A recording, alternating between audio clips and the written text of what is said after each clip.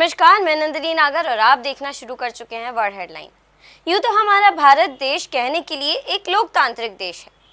कहने के लिए इसलिए कहना ज़रूरी है क्योंकि आए दिन कहीं ना कहीं कभी ना कभी हमारे सामने ऐसी परिस्थितियां आ जाती हैं, ऐसी घटनाएं सामने आ जाती हैं जिन्हें देखकर हम ये सोचने पर मजबूर हो जाते हैं कि क्या हम सच में उसी लोकतांत्रिक देश का हिस्सा हैं या हम सच में उसी लोकतंत्र में जी रहे हैं जो संविधान के ऊपर चलता है, जो संविधान के नियम और कानूनों के ऊपर चलता है, या फिर एक ऐसे लोकतंत्र में जी रहे हैं जिसमें कुछ ऐसे लोग आ गए हैं जिन्होंने संविधान और कानून की सारी मर्यादाएं लांघ दी हैं, जिन्होंने संविधान की धज्जियां उड़ा के रख दी हैं।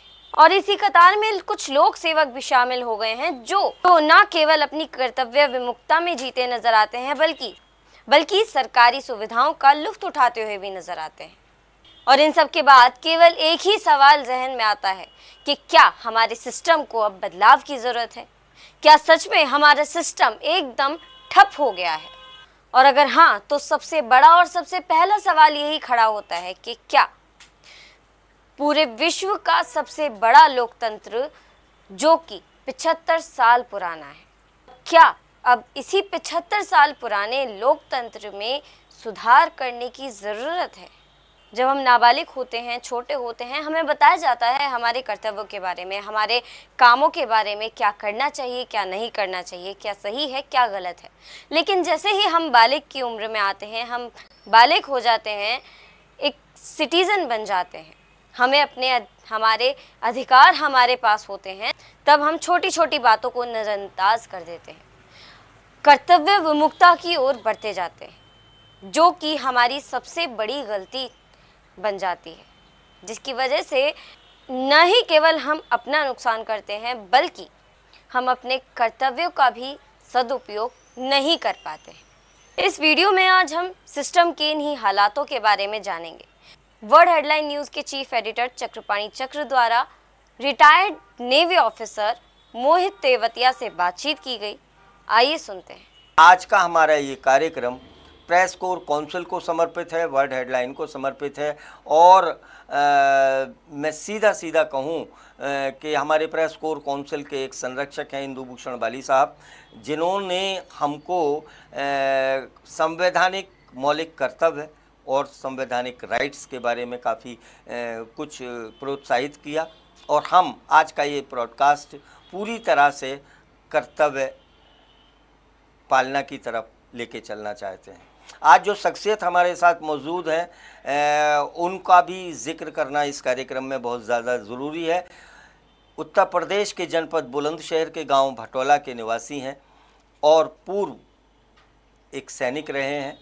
और मैं अगर बात करूं तो नौसेना से उनका ताल्लुक़ रहा और चीफ पेटी ऑफिसर जो होते हैं, एक कह सकता हूं एसआई से बड़ी रैंक उनकी होती है, और वहां से उनका रिटायरमेंट हुआ है।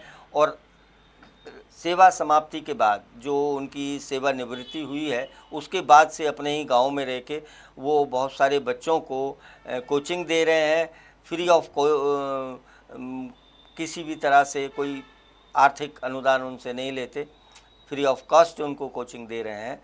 इसके अलावा एसएससी, यूपीएससी और जो साइंस है, मैथ है, इंग्लिश है, ख़ास तौर से बच्चों को ट्रेंड कर रहे हैं। एक बड़ा काम कर रहे हैं। और इससे भी बड़ा काम उन्होंने किया है भ्रष्टाचार से अपनी जंग छेड़कर।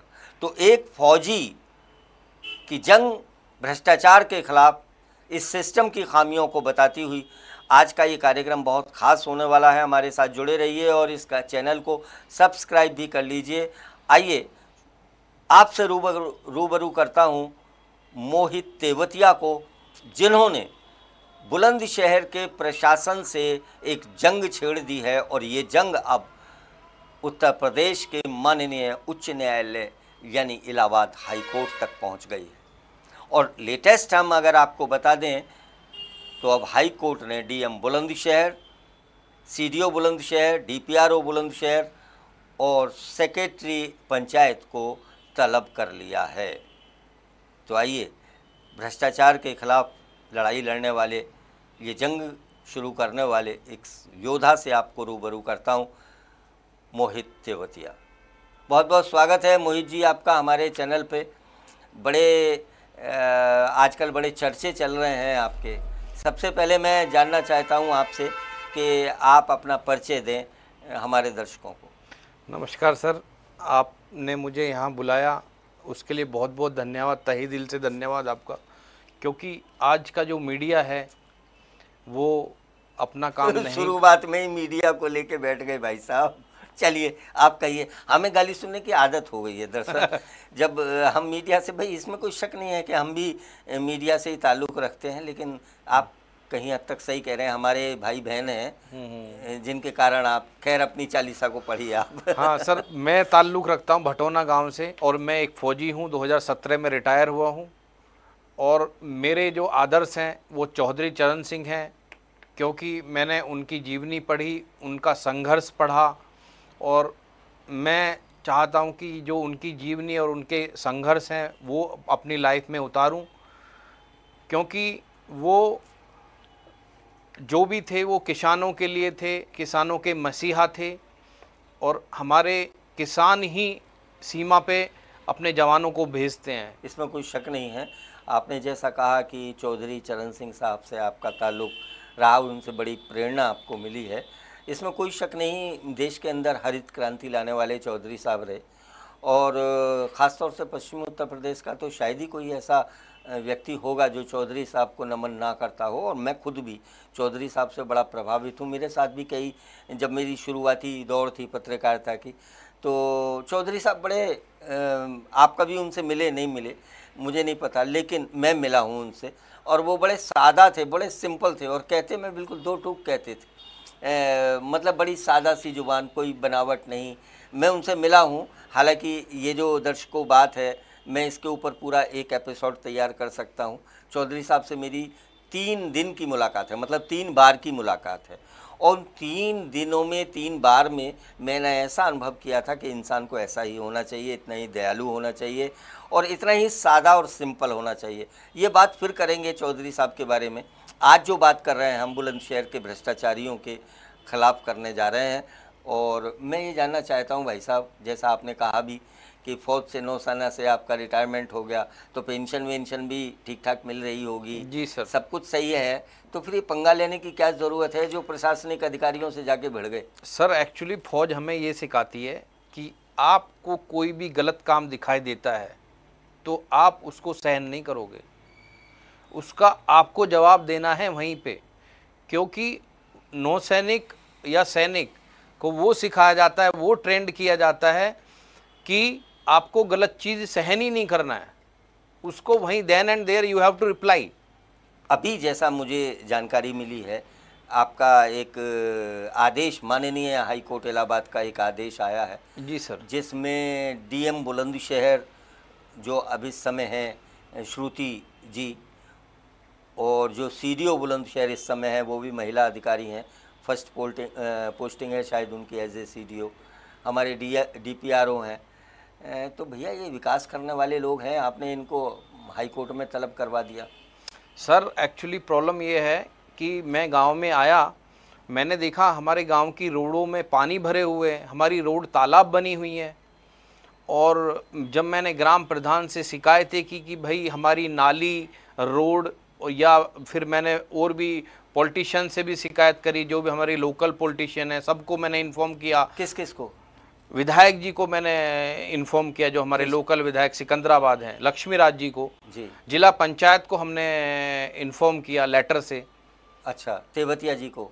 जी को, अंतुल तेवतिया जी जी जी। और डीएम बुलंदशहर श्रुति मैम को हमने इन्फॉर्म किया, सीडीओ निशा ग्रेवाल जी को हमने इन्फॉर्म किया, और जो हमारे डीपीआरओ साहब हैं प्रीतम सिंह, जो इस प्रीतम सिंह जी का तो शायद ट्रांसफ़र हो गया है। जी जी जी, लेकिन इस प्रक्रिया के महानुभाव वही हैं सब कुछ। अच्छा जी, और उनके नीचे प्रधान, सेक्रेटरी, इन सबको मैंने इन्फॉर्म किया कि भाई हमारे गांव में ये समस्या है, फंड की कोई कमी नहीं है, ऊपर से सब फंड आ रहे हैं लेकिन नीचे तक नहीं हमारे काम हो रहे हैं। तो फिर देखिए, आपने इतने सारे लोग गिनाए, डीएम से लेके आप एक ग्राम सेक्रेटरी तक आपने सभी को गिना दिया। प्रॉब्लम क्या हुई आपको? ये काम तो चल ही रहे हैं, विकास कर रही है गवर्नमेंट। काम कहाँ चल रहे हैं सर? मैं आपको, आप हमारे गांव में जाके देखिए, जो रोड हमारे गांव से 10 गांवों को जाती है, जो डिस्ट्रिक्ट हापुड़ के कुछ गांवों को जोड़ती है, हापुड़ तक के बॉर्डर तक की रोड सब सही है, लेकिन बुलंदशहर की रोड पूरा पानी भरा हुआ है। और हम आज से नहीं गांववासी। किस रोड से, किस रोड की बात कर रहे हैं? हम बात कर रहे हैं सर, जो भटोना से पारपा धौलाना होते हुए वो 10, 15, 20 गाँव को, जो दादरी को भी जोड़ती है, हाँ। उस रोड की बात कर रहे हैं। अच्छा अच्छा अच्छा। वहाँ से लोग दिल्ली भी जाते हैं, गाजियाबाद भी जाते हैं, धौलाना भी जाते हैं, तो दादरी दिक्कत क्या है जब रोड है तो? क्योंकि उसमें गड्ढे हैं सर। बुग्गी, जो हमारे भैंसे बुग्गी होते हैं, वो चलने में नहीं है। कोई बाइक से जा रहा है तो पूरा वहाँ से कीचड़ लगेगी उसको। तो प्रॉब्लम कहाँ आई? प्रॉब्लम ये है कि मैंने लेटर सबको दिया, लेकिन कोई भी अपने बनाने को तैयार नहीं है। सब वादे करते हैं कि जी अभी 2 महीने में हो जाएगी, 3 महीने में हो जाएगी। मेरे को ये संघर्ष करते करते आज 2.5 साल हो गया है। 2.5 साल से मैं इनसे रिक्वेस्ट कर रहा हूँ, हाथ जोड़ रहा हूँ कि साहब हमारी रोडों को बना दीजिए आप, लेकिन कोई नहीं सुन रहा है। तो इसी मैटर को लेके आप पहुंच गए? इस मैटर को बेस मैंने देखा कि भाई ये तो यहाँ ही नहीं बन रहा है। फिर मैंने देखा शमशान घाट में, फिर मैंने अपने ई ग्राम स्वराज से सारे वाउचर अपने गांव के निकाले, क्या क्या काम हुआ है। फिर मैं गया, एक एक वाउचर को मैंने, मतलब इस रोड से आपका ध्यान इस तरफ गया? जी सर। ये कहना चाहते हैं जी आप? सर। और फिर आपने और मैटर भी देखे? जी सर। और कौन कौन से मैटर देखे? अब मैटर आया, एक हमने शमशान घाट हमारे उसमें बना है। कहाँ? जो सिकंदराबाद वाला रोड है, कुरली और भटोना के बीच में, भटोना गांव से लगभग आधा किलोमीटर उल्टे हाथ पे लेफ्ट साइड में, वहाँ पे एक शमशान घाट बना है। मैंने देखा उसका पेमेंट नवंबर 2024 में हो गया सब कुछ। जी जी जी। और वो शमशान घाट आज तक नहीं बना है जी। उसका एक ही मैटर था, 5.5 लाख रुपए हमारी इंटरलॉकिंग के लिए, 60-70 मीटर लंबी रोड थी, उसके लिए 2023 में निकाल लिए गए और 2025 तक वो रोड नहीं बना। तो वहां से मेरे बेस की स्टार्ट हुई। जब मैंने देखा कि है तो मामला कुछ मतलब पैसा पहले निकाल लिया गया? जी सर, 2023 9 दिसंबर 2023 में पैसा निकाला। हाँ। और 26 फरवरी 2025 को मेरा जीपीएस के साथ वीडियो है, आपके मैं प्रोवाइड कर दूंगा। हाँ। उसमें आप देखिएगा कि 26 फरवरी 2025 तक वो रोड नहीं बने हैं। पैसा निकलने के बाद 2023 में पैसा निकला, 2025 तक वो रोड नहीं है, वहाँ पे इंटरलॉकिंग नहीं है। ये साबित कैसे करेंगे आप? मेरे पास जीपीएस की सारी वीडियोज हैं। अच्छा, जीपीएस वीडियो है आपके पास? जी सर। ये हमारा शमशान घाट है, भटोना का शमशान घाट। इस पे कार्य चल रहा है। एक ये बना है, इसमें शेड बना हुआ है, और एक ये बना हुआ है, ये बना हुआ है। ये शमशान घाट है भटोना का, ये है, और एक ये है, और एक ये बन रहा है, और एक ये है। इसका जो है इंटरलॉकिंग 3,70,000 का बिल जो है जुलाई अगस्त में 3,70,000 का हुआ है। सिकंदराबाद रोड से शमशान घाट तक इंटरलॉकिंग, लेकिन इसकी इंटरलॉकिंग तो कुछ है नहीं। देख लो यहाँ पे कोई इंटरलॉकिंग नहीं है, जबकि बिल जो है 3,70,000 का है। तो अभी ये पता करना पड़ेगा कि भाई ये क्या मामला है। जय हिंद, जय भारत। उसमें टाइमिंग वो मैंने हाई कोर्ट में भी दिया है, उसी के साथ वो PIL में। हाई कोर्ट में तो आपने लटका दिया है ना, इतनी बड़ी बात है ये जो सर। हाई कोर्ट में लटकाने की बात नहीं है, बात ये है कि आप अपने कर्तव्य का निर्वहन क्यों नहीं कर रहे हैं सही। क्या ऊपर वाले लोगों को नहीं पता कि ये सब हो रहा है नीचे? भाई आप एक बात बताइए, अब इतना बड़ा डिस्ट्रिक्ट है, इतने बड़े डिस्ट्रिक्ट में 900 कुछ गांव हैं। आप एक बात बताइए कि क्या डीएम हर जगह जा सकती हैं? क्या सीडीओ जा सकती हैं, निगाह रख सकती हैं? फिर डीएम और सीडीओ से या डीपीआरओ से पंगा कैसे हो गया आपका? सर पंगा ये हो गया कि उन्हें एक दिन में 5 गांव 10 गांव जाना पड़ेगा। उन्हें गांव में क्या विकास हो रहा है वो देखना पड़ेगा। तो हमारी जाती हैं, करती हैं, इस काम को करती हैं, लेकिन हमारे गांव में फिर भ्रष्टाचार कैसे हुआ, ये कैसे आया सामने? ये सवाल है। जब ये डीपीआरओ साहब जब वो गांव में जाते हैं तो उन्हें ये पता नहीं कि ये वाउचर कैसे निकल गया। ये मैं अपने दर्शकों से भी यहाँ पे ये कहना चाहता हूँ कि जो सवाल मोहित तेवतिया उठा रहे हैं ये वास्तव में बहुत ही पेचीदगी लिए हुए और बड़ा एक सरल सा सवाल है और इसमें बहुत सारी लैकुने नज़र आ जाते हैं। अगर हमारे ये सम्मानित अधिकारी वास्तव में अपने कर्तव्य निष्ठा से अपनी ड्यूटी कर रहे हैं और दौड़ भाग जितनी दिखाई देती है वास्तव में उतनी है, तो फिर भ्रष्टाचार क्यों है? एक वाजिब सवाल उठा दिया है मोहित तेवतिया ने। तो साहब ये बताइए कि ये जाते हैं, यहाँ तक समझ में आ रहा है, और काम नहीं हो रहा है, ये भी समझ में आ रहा है, तो खामी किसकी है? इन अधिकारियों की क्या कमी है? मतलब इनसे क्या शिकायत है आपको? डीएम से, सीडीओ से या डीपीआरओ से क्या शिकायत रही? सर खामियां इनसे भी है और खामियां हमें अपने गांव वालों से भी है कि जब आप, चलिए गांव वालों को तो आप देखिएगा, गांव वालों के भी बारे में बात कर लेंगे। जी सर, पहले इनकी बताइए, क्योंकि ये तो बड़ी मोटी मोटी तनख्वाह लेते हैं, इनके पास घोड़ा है, गाड़ी है, गवर्नमेंट ने इनको, टैक्स पेयर ने इनको सारी सुविधाएं मुहैया कराई। आपको सर एग्जाम्पल के लिए बता दूं कि हमारे जो शमशान घाट है लगभग 26.5 लाख तो उसका सैंक्शन है। अच्छा, जो पैसा इन्होंने निकाल लिया है 2024 में। हाँ। और जो सैंक्शन अमाउंट है उसकी, मेरे पास उसका किस तरह से बनना चाहिए वो मैप भी है कि क्या क्या वहाँ पे फैसिलिटी होनी चाहिए। उसके बाद भी इन्होंने 7-8 लाख रुपए वहाँ पे और निकाल लिए हैं। मतलब लगभग 33-34 लाख रुपए उसमें अब तक निकाल चुके और अब भी वो कंप्लीट नहीं है। सबसे बड़ी दुर्भाग्य की बात यह है। और तो जो लास्ट, क्या आप डीएम से या जो निशा ग्रेवाल हैं सीडीओ, उनसे मिले? जी सर, मैं मिला। कई लेटर मैंने डीएम मैम को दिए, सीडीओ मैम से मैं पर्सनली मिला, डीएम मैम से भी मैंने पर्सनली मिला अपनी फाइल लेके। नहीं तो क्या कहा उन्होंने? उन्होंने डीएम मैम निशा जो श्रुति मैम है, उन्होंने ये बताया कि आप एफिडेविट दीजिए हमें, 5-6 लोग मिलके। हमने उनको 9-10 लोगों के एफिडेविट प्रोवाइड कराए, लेकिन जांच अब तक नहीं हुई। जांच अब तक नहीं हुई और डीपीआरओ उनका लेटर। मैम, अगर आप मेरा ये कार्यक्रम देख रही हैं या आप तक ये मेरा कार्यक्रम पहुंच रहा है तो अपनी कार्यकुशलता का जीता जागता प्रमाण देख लीजिए। आपके कहने के बाद में एफिडेविट दिए गए, कार्रवाई नहीं हुई है, तो खामी कहाँ है ये आपसे बेहतर कौन जान सकता है। अच्छा, सीडीओ साहब का क्या रहा? सीडीओ मैम ने, मैं गया था इनके ऑफिस एक दिन, तो मैम को मैंने इन्फॉर्म किया कि मैम हमारे गांव में ऐसे ऐसे चल रहा है, मिस अप्रोप्रिएशन ऑफ फंड हो रहा है, एम्बेजमेंट ऑफ फंड्स चल रहे हैं। तो वो बोली ठीक है, आप मेरे को ये दे दीजिए और मैं जांच करा दूंगी। मैंने बोला मैम आपके यहाँ पे लेटर आ चुका है, letter number so and so. मैंने उनको बताया, उनकी जो इनकमिंग मेल होती है वहाँ से मैंने सर से पूछ के उनको मेल नंबर बताया, उन्होंने लिख लिया।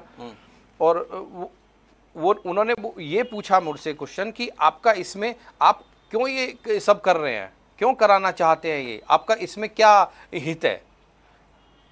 मैं बोला कि मैं एक फौजी हूं और मैं भ्रष्टाचार सहन मतलब ये आपसे सीडीओ ने पूछा कि आपका इसमें हित क्या है? जी, आप क्यों इस मैटर को उठाना चाहते हैं, क्यों, why are you involving in this? मतलब आपसे एक सवाल किया जा रहा है, अगर कोई एप्लीकेंट आता है, दर्शकों जो भी विद्वान लोग मेरे इस कार्यक्रम को देख रहे हैं और ख़ास तौर से लखनऊ में बैठे हुए बड़े अधिकारी इस कार्यक्रम को देख रहे हैं या उन तक मेरी बात पहुंच रही है, तो ज़रा गौर कीजिए और अपने अधीनस्थ जो ये सीडीओ हैं, जो डीएम हैं, इनको समझाइए ये क्या सवाल लोगों से जो एप्लीकेंट से पूछते हैं, जो फरियादी आता है।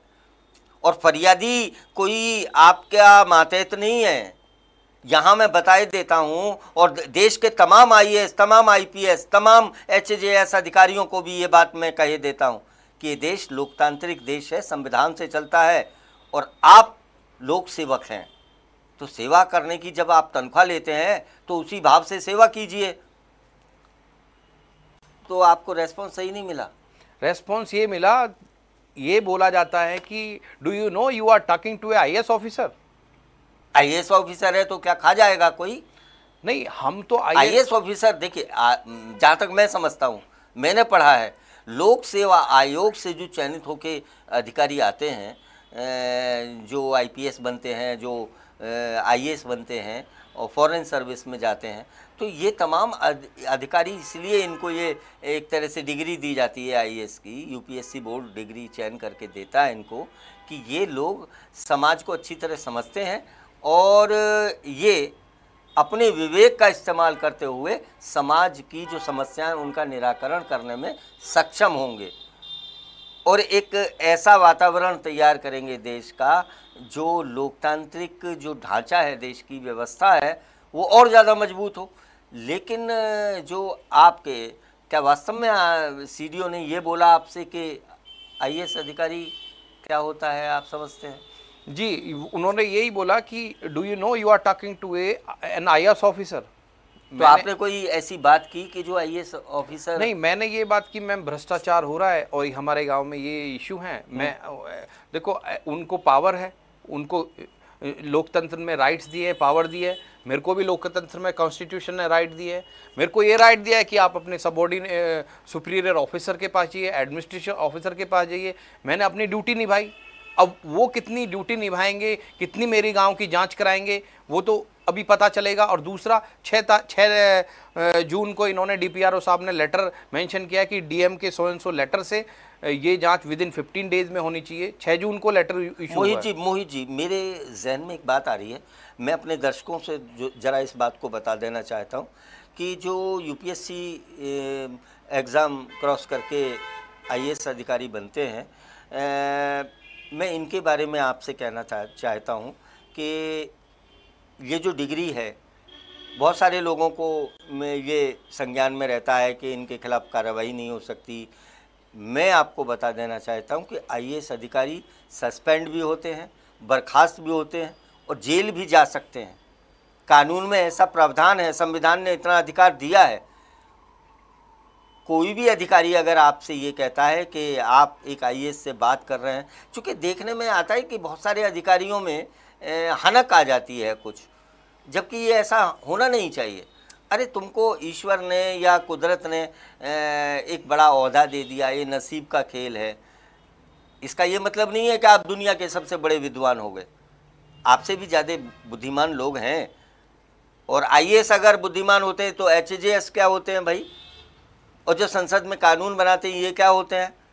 और जो प्रोफेसर एक आईएएस को भी पढ़ा के आईएएस बनने लायक बनाता है, वो क्या होता है? तो एक आईएएस का जो इतनी बड़ी हनक अच्छी बात नहीं है। बहरहाल मोहित जी अपनी बात। सर, हमारा तो यही था कि हम डीएम, सीडीओ मैम, डीपीआरओ इन सब के पास जाएंगे, अपनी प्रॉब्लम लेके जाएंगे। हम 10 बार जाएंगे, क्यों नहीं जाएंगे? क्योंकि गवर्नमेंट ने हमारी सॉल्यूशन के लिए इनको बैठा है। बिल्कुल जाएंगे, बिल्कुल जाएंगे। और हमारे राइट्स हैं जी।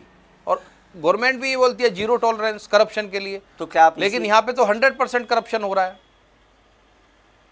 नहीं, इन बातों से लगता है तो क्या इसी बात की शिकायत लेके आप हाई कोर्ट पहुंच गए? जी सर, क्योंकि यहाँ पे कोई कार्रवाई नहीं हुई। इन्होंने जो अपना स्टिपुलेटेड टाइम 6 जून को इन्होंने लेटर जारी किया था, डीपीआरओ सर ने डीएम मैम के लेटर को रेफरेंस देते हुए कि with in 15 days chief veterinary officer से इसकी जांच कराई जाए। 6 जून से लेके 15 दिन, मतलब 21 जून तक वो जांच कंप्लीट होनी चाहिए थी, लेकिन जांच आज तक भी कंप्लीट नहीं हुई है। अब बताइए हम इनसे जस्टिस कैसे, ये आशा की जाए कि हमें जस्टिस मिल जाएगा? चलिए आप इस बात को बताइए। अब जस्टिस का जहां तक सवाल है तो आप हाई कोर्ट पहुंच ही गए हैं। जी सर। मोहित जी, तो हाई कोर्ट जब आप पहुंचे हैं, हाई कोर्ट से पहले सर मैं 2 बार योगी जी के दरबार गया हूं। वहां की भी एक किस्सा आपको छोटा सा बता देता हूं। बताइए बताइए। कि जो NKS चौहान, जो हमारे चीफ सेक्रेटरी साहब हैं, बड़ी रेस्पेक्ट करता हूं मैं ऑफिसर्स की, जो भी हमारे एडमिनिस्ट्रेटिव ऑफिसर है, बहुत रेस्पेक्ट है दिल से। लेकिन जब हमें ऐसा सवाल सुनने को मिलता है तो बड़ा गुस्सा आता है। क्या जब सवाल आप देखिएगा, मैं वहाँ पे बिना रिजर्वेशन के ट्रेन में खड़े होकर 7-7, 8-8 घंटे में गया हूँ। क्या मेरा पर्सनल बेनिफिट था उसमें? मैं किस लिए गया कि हमारा गांव प्रोग्रेसिव वे पे आए, हम ये भ्रष्टाचार ना हो। बिना रिजर्वेशन के मैं लखनऊ गया, योगी जी के दरबार में गया। वहाँ पे हमारे चीफ सेक्रेटरी साहब NKS चौहान जी मिले। मैंने उनको फाइल दिखाई कि सर ऐसे ऐसे गांव में इरेगुलरिटीज़ हो रही है, भ्रष्टाचार हो रहा है। तो मैं पहली बार उनका रेस्पॉन्स क्या रहा? हाँ, उनसे भी कोई शिकायत रही आपको क्या? जी जी जी सर, पहली बार मैं गया, उन्होंने अच्छा रेस्पॉन्स दिया। डीएम के यहाँ से जांच वाँच के ऑर्डर हो गए, सब हो गए। जब जांच नहीं हुई, मुझे गलत आख्या बना के उन्होंने, डीपीआरओ साहब ने इनको बनाई। मतलब जो आप लखनऊ गए और लखनऊ के ऑर्डर्स पे यहाँ जांच हुई? जी सर, डीएम को निर्देशित करते हुए उन्होंने जांच के लिए बोला। हाँ। जो हमारे चीफ सेक्रेटरी सर थे, वहां से लेटर आया कि डीएम को निर्देशित किया कि इनके वो क्या है जो अभी आप कह रहे हैं कि इन्होंने जांच सही नहीं की? जी सर, वो क्या है? 4 अप्रैल को हमारे एडीपीआरओ साहब गहलोत जी हैं, अनिल गहलोत जी, एडीपीआरओ साहब, वो जांच करने गए ऑन ग्राउंड हमारे गांव में। उन्होंने वहां नाम तो प्रधान था मौके पे, वहां पे सेक्रेटरी साहब थे, प्रधान नहीं थे। वहां पे उन्होंने गलत आख्या बनाई 3-4 पॉइंट में। गलत कैसे कह सकते? गलत मैं बता रहा हूं सर। हाँ। एक तो ये बोला कि इस जो वो इंटरलॉकिंग वाला रास्ता था उस पे 3.7 लाख रुपए निकले हैं। हाँ। वो भी शिकायतकर्ता के अनुसार। अच्छा, उन्होंने अपना जिक्र नहीं किया, उन्होंने बोला शिकायतकर्ता ने ये शिकायत की है कि 3.7 लाख रुपए इस पे निकला है 9 दिसंबर 2023 को।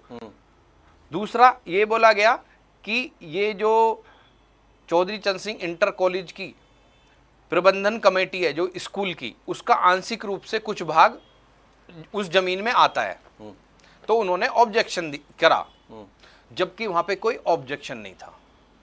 आपको मैं 784 नंबर घाटा है उस शमशान घाट का, उस पर कोई वाद विवाद नहीं है। मैंने ऑनलाइन जाके चेक किया तो 2 बातें हो गई। और भी कोई खामी रही या एक लेटर में बोलते हैं ग्राम प्रधान प्रेजेंट है, एक लेटर में ग्राम प्रधान प्रेजेंट नहीं है। उन्होंने एक ही आदमी एक ही विषय पे 2 आख्या अलग अलग बात कह रहा है। जी सर जी। तो ये आपने ये सब बचाने की कोशिश है साहब, ये सब बचाने की कोशिश है। नीचे वाले जो भी घोटाला कर रहे हैं उनको बचाने की कोशिश हो रही है। अच्छा, इसीलिए आप हाई कोर्ट पहुंच गए? जी सर। हाई कोर्ट में अब रिट दायर है, जज साहब ने आपको सुना? हाई कोर्ट में मैंने पीआईएल दायर करी थी जी। उसकी 19 जून को सुनवाई हुई थी। अच्छा। 19 जून में उन्होंने बिल्कुल हाई कोर्ट ने स्पष्ट आदेश दिए हैं। मैं आदेश पढ़ के आपको भी बता देता हूँ। हाँ, पूरी हमारी जनता सुन लेगी, हमारे दर्शक भी सुन लेंगे और ये अधिकारी भी सुन लेंगे। जी सर, जरा बताइए वो आदेश। मेरे को रजिस्टर्ड कॉपी उन्होंने, जो मेरे लॉयर दिखा दीजिए हमारे ये आदेश, हाई कोर्ट का आदेश दिखा दीजिए। ये रहा सर। और हम अपने दर्शकों को बता दें कि हम ये अपलोड भी करेंगे, अपलोड भी इस खबर के साथ आपको मिल जाएगा। तो ये माननीय हाई कोर्ट इलाहाबाद का आदेश है जो बुलंदशहर के, मैं अब तो कह सकता हूँ कि जो समथिंग नाकारा अधिकारियों और उनकी कारगुजारी से जुड़े हुए कर्मचारियों की लिए उन्होंने जारी किया है माननीय हाई कोर्ट इलाहाबाद ने। तो हम इसको अपलोड कर देते हैं, एक बार पढ़ के बता दीजिए सर ये क्या आदेश है। जी सर, ये है sir. The respondent concern is directed to either redress the grievances of the petitioner and file affidavit of compliance or file counter affidavit showing cause before the next date fixed. In case of non-compliance of this order, the respondent concerned shall be present before this court on the next date at 10 AM sharp. Put this case as fresh on 14th July 2025. तो sir इसमें कहाँ है कि DM को आना है या इनको सबमिट किया है इन्होंने बोला है सर, यदि रिड्रेस नहीं होती है ग्रीवेंसेस ऑफ पिटिशनर की, या फिर आप काउंटर एफिडेविट फाइल करना पड़ेगा कि ग्रीवेंसेस रिड्रेस हो गई। यदि आप ये नहीं करते हैं तो आपको आना पड़ेगा 14 जुलाई को। ओके, तो क्या अब इन्होंने इस आदेश के बाद, चूंकि आदेश तो आ चुका होगा इनके पास भी? जी सर। कुछ उछल रहे हैं, खेल कूद हो रहा है? नहीं सर, अभी तक मेरे कोई सरगर्मी नहीं, मेरे से कोई ना तो कांटेक्ट किया गया है कि आपकी क्या समस्याएं हैं, क्या प्रॉब्लम्स है। वापस मैंने ही 2-3 लेटर जारी किए हैं आईजीआरएस पे कि ऐसे ऐसे हाई कोर्ट का ऑर्डर है, आपके भी लेटर इशू हुए हैं जांच के लिए, लेकिन आपने अभी तक जांच नहीं की है। 2021 से लेके 25 तक मैंने हाई कोर्ट में भी बोला है कि जो हमारे विकास कार्य, डेवलपमेंट वर्क्स हैं गांव के, उनकी जांच होनी चाहिए, क्योंकि मामला ये है कि जो शौचालय है उनका सब पैसा खा चुके हैं वो। अच्छा, ये दूसरा मैटर है जी। गांव के सारे विकास कार्यों की जांच के लिए मैंने बोला है अभी हाई कोर्ट से। अच्छा, शौचालय में भी ऐसा ही मैटर आ रहा जी है सर। सामने। तो ये तो प्रधानमंत्री से जुड़ी हुई योजना है सर। किसी से जुड़ी हुई योजना हो, इन्हें कोई मतलब नहीं है। किसी से जुड़ी हुई योजना हो, इन्हें कोई मतलब नहीं है, इन्हें खाने से मतलब है। एक कहावत मैंने सुनी थी दर्शकों, आपको भी शायद ही पता होगा कि बूढ़ा मरे या जवान, बूढ़ा मरे या जवान, इनको हत्या से काम। मतलब इनको कोई भी मामला हो, कोई भी योजना हो, कितनी भी आवश्यक ज़रूरतों को पूरा करने वाली कोई योजना हो, लेकिन शायद कमीशन खोरी, भ्रष्टाचार रग रग में व्याप्त हो चुका है। और यहाँ मैं ये बात भी कहना चाहता हूँ, जो हमारे महामहिम राष्ट्रपति हैं, चूँकि हमारे प्रक्रिया में, हमारी व्यवस्था में एक IAS अधिकारी से उसकी डिग्री छीनने की प्रथा नहीं है, तो कम से कम महामहिम राष्ट्रपति जी, माननीय सुप्रीम कोर्ट इस तरफ ध्यान दे। और ख़ास तौर से UPSC बोर्ड, चूँकि आप ऐसे अधिकारियों को चुन के भेज देते हैं जो समाज के लिए एक घिनौना, एक भ्रष्टाचार का एक वायरस बन के सामने आ रहे हैं, तो वो गलत है। ऐसे अधिकारियों पर लगाम लगाने के लिए भी कुछ ऐसा कीजिए कि जो आम लोगों तक उसकी पहुंच हो, और आम लोग ऐसे बर्बंड अधिकारियों के खिलाफ, ऐसे बेईमान अधिकारियों के खिलाफ, ऐसे कर्तव्य जो विमुखता रखते हैं उन अधिकारियों के खिलाफ कार्रवाई कर सकें। तो इस तरफ ध्यान देने की ज़रूरत है। UPSC बोर्ड को भी ध्यान देने की ज़रूरत है।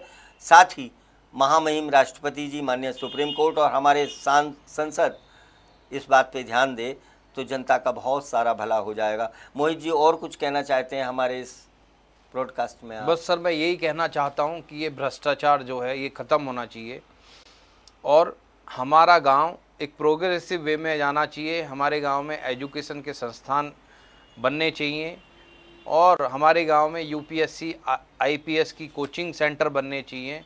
इस विषय में तो शायद कुछ सरगर्मियां हैं, आ रही हैं कि वे बच्चों को ये शिक्षा दी जाए।